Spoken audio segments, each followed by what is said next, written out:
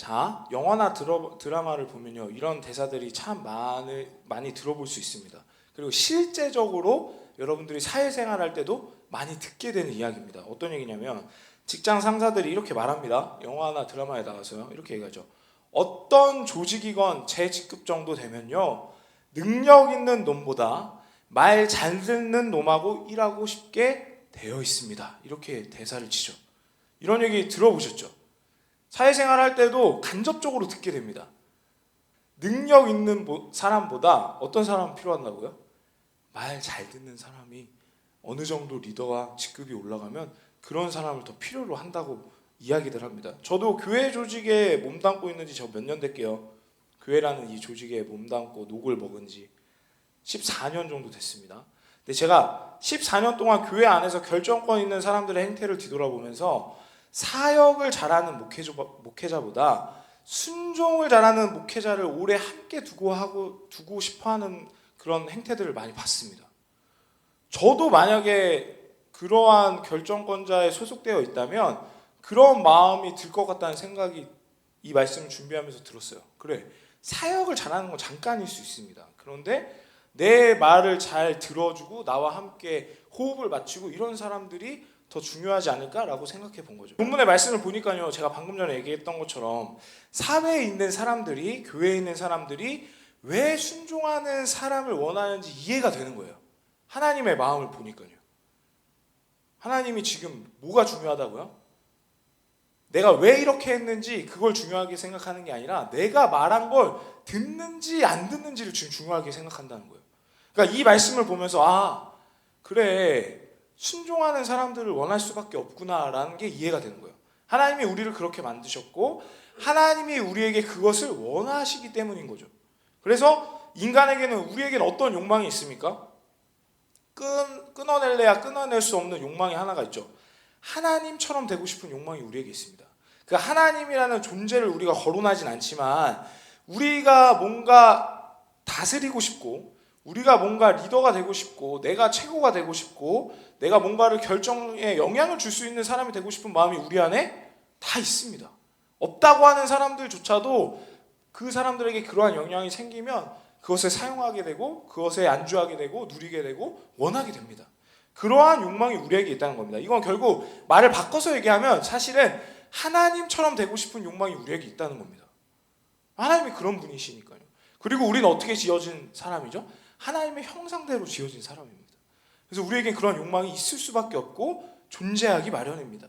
그래서 우리가 속한 조직에서도 우리가 생활하는 이 공동체 안에서도 이러한 성향들이 선호되게 되는 겁니다. 왜냐면 내 말을 잘 들어야 뭔가를 할 수 있을 거 아닙니까? 내가 리더가 됐을 때, 내가 책임자가 됐을 때 내 말을 안 들으면 그 사람하고 같이 일하고 싶겠습니까? 안 하고 싶겠죠. 그런 마음이 당연히 생기게 되는 거죠. 순종하는 사람들을 원하는 사람들이 이해가 됩니다. 제가 이 말씀을 묵상하면서 이해가 됐지만 우리가 말씀대로라면 우리가 속해 있는 조직에 그 사람들에게 무조건 순종할 필요는 없습니다. 그럼 누구한테 우리가 순종해야 됩니까? 우리가 무조건적으로 순종해야 될 분은 딱 한 분밖에 없습니다. 우리 주 예수 그리스도, 우리 성령 하나님 한 분밖에 없어요.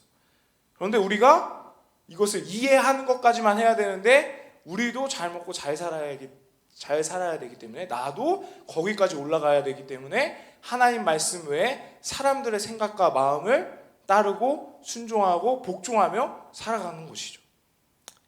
자, 우리는 누구에게 순종해야 됩니까?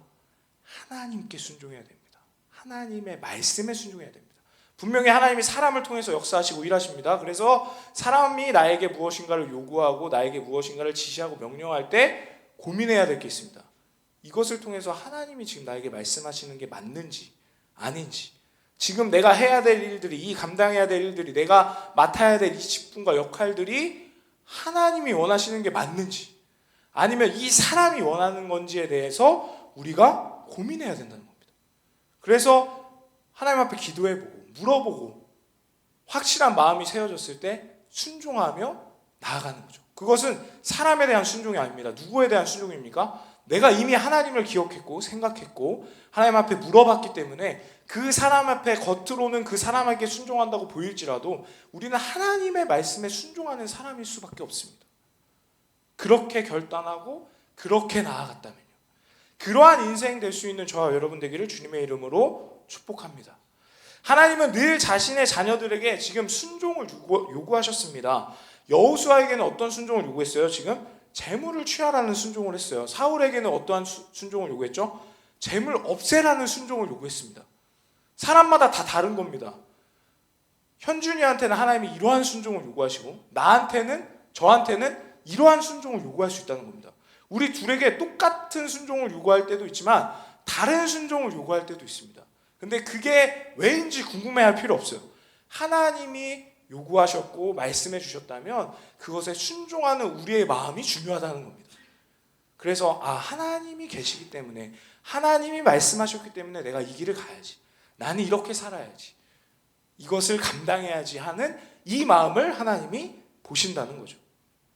자, 그러면 결국 하나님이 요구하시는 것에 대해서 우리가 이유 불문하고요, 순종하냐 안 하냐에 따라서 어떻게 됩니까? 결과가요, 우리의 인생이 달라질 수밖에 없습니다. 말씀을 통해서 확인할 수 있죠. 사울이 하나님의 말씀에 순종했습니까? 재물 다 없애라고 했는데 어떻게 했죠? 다 취했습니다. 그래서 하나님 앞에 버림받는 왕이 됐습니다.